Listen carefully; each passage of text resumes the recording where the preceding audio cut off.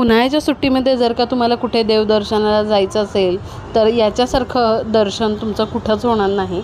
आज आम्ही गेलेलो गोंदवले महाराजांचा मठ आहे गोंदवले गावामध्ये, तिथं गेलेलो आम्ही एक दिवस राहायच्या दृष्टीनेच गेलो होतो। इथलं वातावरण इतकं छान आहे, स्वच्छ आहे।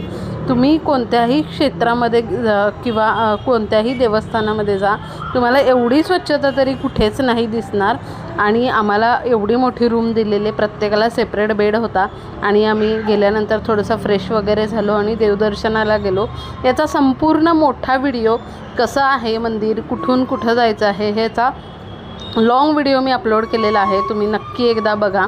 आणि जर का तुम्हाला वेळ असेल तर खरंच तुम्ही या मंदिरामध्ये जा।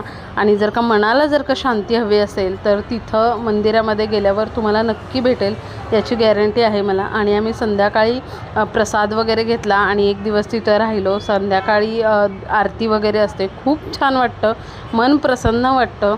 तर तुम्ही नक्की एकदा हे मंदिर व्हिजिट करा आणि अशाच ब्लॉगसाठी मला फॉलो करा। Okay, bye.